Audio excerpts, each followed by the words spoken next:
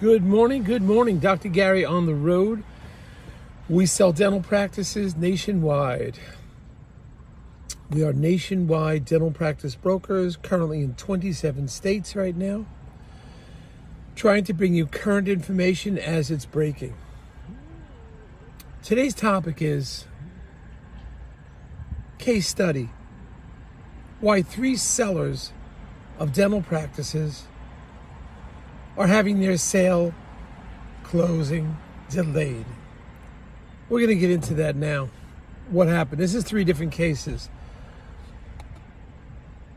We now have 10 employees. We're in 27 states selling dental practices nationwide.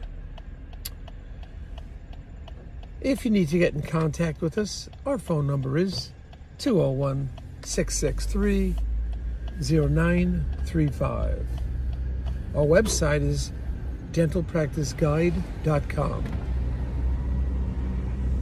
Our other website is nationwide dental practice brokers.com. So you can get in touch with us with that. We're available to you 363 days a year. We take off Christmas and Easter. You can reach us 7 days a week, 7:30 a.m. East Coast time to 9:30 p.m. Just give us a call. We'll be more than happy to talk to you. Even if you just have an inquiry, you have a question, we always give free advice. We've been doing this for 12 years now, and we've gained a little bit of knowledge. Although I will tell you, virtually every deal is a new twist, is a little different than the other one. Never had 2 deals alike. We just went through a nightmare deal. It was a very low deal. It was like below $250,000. It was a nightmare. Seller really gave us a hard time. And there was no landlord involved. So every deal is different. If you're thinking about selling to a DSO, we will often sell to them, to the larger practices. We are independent. We have nothing involved with the DSOs, and we switch and change who we think the best DSO is for your purposes. Often our commission is paid, so generally there's no commission to you at all. They're looking for practices historically above $1 million and about 4 or 5 operatories historically, but there are ones that will go lower than that. But certainly give us a call. We can discuss this with you. Anyway, let's get into this. We have a case study here. We have 3 different sellers. Every single one of the closings are delayed at least 30 days. And despite who tells you what, and they're going to go to a quick closing, especially the DSOs, forget it. It doesn't happen. Very few around the country can close rapidly. They'll tell you to quick close 60 days. Not happening. There may be a few, and I'd say maybe 10% or less, more like 5% or less, can really move on things and move on things rapidly. Historically, it doesn't happen. Now, the private practices will move faster. It's 45 days or less. If it involves real estate, it's 60 to 90 days. One of the keys is that you have, to answer this, prevent the problem. We're going to go over all 3 scenarios. We've talked about this before. To prevent the problem, you need a dental attorney, very experienced, for the seller. And the buyer needs a dental attorney, plus a dental bank. Around the country, there's only about 5 of them, 6 of them, around the whole country. So, be aware of that. There are community banks, but you want to go with one of the big banks. They have the best interest rate, and they have flexibility. And if you get into trouble with your loan, they have programs. If you get sick or whatever, they have programs of interest-free or no interest or no payments at all for a few months. They have programs like that. But the default rate is so low in dentistry. Eventually, the only people that don't do well are the ones that spend an excessive amount of money when they first buy the practice, renovating or trying to build from scratch, and they have no base, no advertising, leave no money for advertising. It's so foolish what they do. Blow all this money on CAT scans. Not that CAT scans aren't a quality piece of equipment, but come on now. Put that money into advertising first. Bring the people in, then get the CAT scan. You can always get the mobile CAT scans to come to you or the patient, or you could send them to a radiological center. But either way, the default rate is so low. Or if the dentist, unfortunately, occasionally gets involved in drugs and alcohol. But basically, default rate is very low. So let's go over these scenarios. Why are they always late? Why does it take forever to go to closing? Every single time. What is the story? And we'll try to go over that with you now. So, case scenario number one. This is with a DSO. All right, they have this protocol of doing due diligence after all these deals I'm talking about have already rendered a letter of intent, already moving towards the closing table. Why so many delays constantly? We as brokers, I'll tell you, it's not us that's delayed because we stay on top of this on the weekends, on the holidays, and it's a holiday weekend now and we're talking to you. That's what we do. We're answering the phone on this weekend. I had several opportunities. We had an appraisal coming up. We have 2 new deals coming up. We answered the phone. We had $1 million practice. I can't believe it hasn't been sold yet. They called us. We pick up the phone. We simply pick up the phone every single day. And if I'm in the South Pacific sailing on a cruise ship, my staff has the phone, and I'll be on even if I'm in an 8-hour time difference, I'm checking the emails twice a day. So I'm on this. All right. So this scenario, it's a DSO. I've talked about this in the past. They had a site visit set up. Oh, the woman got sick, or the person got sick, or had a legitimate excuse, but it pushed the entire process a week behind, 1 week behind. Then there was another one that they have this boilerplate due diligence list, and they didn't really check what they had already. So much of the information they had, it wasted more time. And actually, why didn't they get the due diligence list out immediately after the letter of intent was accepted, okay, on both sides, we're ready to move forward? Why did they wait 2 weeks to send in the due diligence list, meaning extra questions on tax returns or additional documents they didn't have during the letter of intent? They could have done that research and easily got a 2-week start, help the buyer out, help the seller out a little bit. But no, they had to wait until they got everything together. They make a presentation and an introduction. They call it a kickoff meeting. Well, what is a kickoff meeting? Give me a break. Before that kickoff meeting, send me everything you need. Get me your information package. So when you have your kickoff meeting by phone, we've already given you all your information. So I'm talking about 3 weeks delay right from the beginning with this one DSO. Give me all your information right away. You know, you ask him for it. Oh, well, we're going to tailor it, or we can't do that. We have a protocol. We don't give the due diligence checklist until we have our kickoff meeting. It's like, what are you freaking talking about? Get me the list of what you need, the generic list if it is. I realize every practice is a little different. Give me the generic list of what you need right now, and we'll work on it before you have your kickoff meeting. So with this one DSO, they're behind because the one staff member couldn't make it, pushed everything behind, and then another problem happened. Another member of the team, you would think they have backup people for their due diligence or their kickoff meetings. No, they have a set number of people. Well, it happened again that the other person hit some kind of legitimate problem, put everything behind again. Well, why don't you have Mr. or Mrs. DSO company? Why don't you have a backup kickoff meeting person? Why don't you have a backup? They can't make it. Send me somebody else. This is very annoying, I find. Now, we are 3 weeks behind on this one deal, and we're into the second month. Now, this was a simple sale with no landlord involved. Very little, if any, staff were involved. More of a record sale type thing. And it's like, what are these freaking delays? And this is what happens. So there's a 3-week delay I'm talking about on scenario one. Well, it's the weekend, and I'm going to get on their case. I'm going to say, okay, you've already lost 3 weeks. What can you do to make it up? I'll go right to the CEO. Maybe he doesn't know what's going on, but I'm going to him. And then I may not work with them again in the future. Again, we try to filter out the DSOs who are going to deliver. You're not going to deliver, I'm not going to, that's why we're different. We're not in anybody's pocket. We don't get, we're independent. We're not these, what do they call them, strategic partnerships? I don't have any strategic partnerships. If you can't deliver, we're not working with you.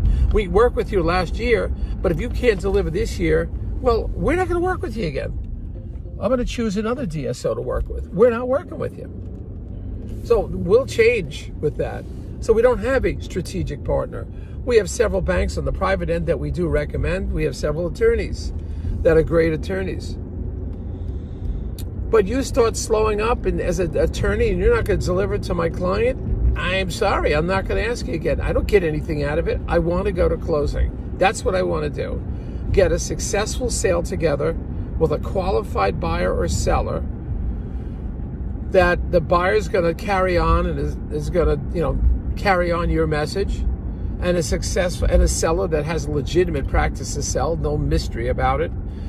And if we think there's something going on, we're going to tell the buyer, you better do some extra due diligence here. I'm not sure, but I've heard a rumor or something like this. So anyway, that's scenario number one. Let's go to scenario number two. What happened in this case? Private buyer. The private buyer wants to get this over with. And it's a simple sale, not a big deal. But the seller figured he'd hold out because he just got, as soon as he put it on the market, all of a sudden we got several deals came in. Several opportunities came in for a record sale. But we thought the best opportunity was the one record sale doctor that's going to pay in full up front rather than wait for the money to come in, like, per patient, per charge, and pay the doctor, the seller, a portion of that. I prefer not to do that. But it got delayed because the seller was not sure how they wanted to proceed. Then the seller wasn't sure about the lease situation in the office, how that was going to work. He was checking with the landlord. Landlord was on vacation. And then the seller's attorney, who's not a dental attorney, was on vacation for a week and a half. This is in the summertime. We lost 2-3 weeks because the landlord was on vacation, because the seller's favorite attorney, not a dental attorney, was on vacation. Granted, it's in the summertime. I said, please, just engage the dental attorney. They're always available. They only work on dental deals most of the time. Engage this guy. It'll work out great for you. But didn't want to listen. So we lost a week and a half or more, so 10 days because the landlord was away on vacation, and 10 days because the special attorney from the seller was on vacation. Then we lost another 8 to 10 days again, and this was because the buyer ran into some personal issues, let's call it. Some family issues that occupied his or their time. Understandable. But, had the seller moved faster, we could have possibly had the deal locked up before the buyer ran into their personal issue delays. So now you have 10 days, 8 days. That's almost a month that we've lost in time. Solution, the seller should have moved rapidly, engaged a dental attorney immediately, put the deal together, and we would have been well along our way, along with the closing, before the buyer ran into personal issues, and or before the seller had to wait a week and a half, 10 days to hear from his special attorney. That's just how it happens. So there's the second delay. Then we had another situation where we're behind again because the seller started getting cold feet. Even though a letter of intent was rendered, because it happened so fast, because buyers came in so fast that the seller wasn't sure he had the right price. Now, they already decided on a price, But the seller said, well, the people came in so fast, maybe there's more. Seller began dragging their feet. I'll get back to you. My attorney's on vacation, same story. I have to review this. Meanwhile, the buyer gave a very good price. He's just waiting and waiting. You know, actually, I have a fourth one too. I'll talk about. So the buyer's just waiting and waiting, and now we're delayed. We've lost at least 3 weeks for the buyer just slowly moving their feet. I mean, it was just ridiculous. All right, and now the buyer, you know, the seller dragging their feet. Now that we're talking, I have another one I'm thinking about. Finally, we got a buyer. The practice has been out there a year and a half. Got a great buyer, but the real estate's going down a little bit. Interest rates are going up. So this buyer, after a year on another deal, is offering less money than previous buyers, which the seller said no to. It's taken the seller 3 weeks to get back, and the seller's now hanging on to. This is slowing up the deal now. The seller's hanging on to the previous buyers who made offers that the seller didn't accept. The seller cannot get their arms around the fact the market's changed, the interest rates have gone up, the real estate values have gone down, and the cost of money, loans have gone up. It's just, what are you going to do? People are offering a little less money. Seller can't get the arms around it. For some reason, the seller is just delayed. I guess they're just thinking something miraculous is going to happen. I don't know what they're doing, but I think that's what's happening. They just can't accept it, so they don't do anything. That is delaying that one too. I mean, it's just crazy. So there's always delays. What the answer is, you, as a seller or as a buyer, you've got to be proactive. You've got to have a proactive bank that knows how to put these deals together, a dental bank, a proactive attorney. That's hopefully a dental attorney that can put the deals together. And you as the buyer have to be on your game, monitoring every week. Call us, call the attorneys, call your bank. Do everything in your control to move things forward. Now, as a seller, and I have one of those sellers right now as we speak, he is on it every day, every weekend, making time. That's another thing. You as a buyer or seller, make time in your schedule. As soon as that letter of intent gets agreed to, you better cut out time in your schedule. And I know you're working for somebody else. Do whatever you have to. Take 2-hour lunches. Do whatever you have to. Cut back your days a little bit just to leave time, an hour a day. Work on this. Don't wait till the weekend. And the same thing for you as a seller. You're in control of your schedule. You cut back on your hours a little here or there. You make time in your schedule. You make 2-hour lunches, not to eat, but to just focus on this. Return phone calls. 2 hours should be enough time to get back to your attorney or whatever, whoever you have to meet. 2 hours should be plenty of time. That will give you that time. But these are the way that you will move that. That's how you play the role. Proactive buyer, proactive seller, with great people around you. We as brokers, I believe we can be extremely helpful, because if you can't get anywhere, we'll call the attorneys on the weekend. We'll email them on the weekend. What's going on? We want to be set up for Monday morning. Now, we want to have that set up on Saturday and Sunday. Be ready for a Monday morning. These are some of the solutions. We feel that we're different as brokers. We can hustle. We have the infrastructure. We have the team. We're just going to get on it. You want to go to closing, we're not going to slow you up. We're going to be on this 24/7 because we enjoy it. And this is every day except Christmas. We don't ever say, oh, we're on vacation, we can't deal with that. No. You're on vacation, you can't go on your email on vacation. You don't have a little break somewhere. And then if you're in an area that doesn't have cell service, then I'll get a satellite phone. We'll be able, you can reach us. And if I need a satellite phone, I'll get one. I haven't needed it yet. But if I start traveling a bit, I'll get a sat phone. You won't have any trouble. My team is available. They'll monitor. So we're not going to be the excuse that you can't get this deal done. We're on this 24/7 for you. Let's get this together. These are 3-4 different scenarios of what happened and why the delays. Thank you, bye.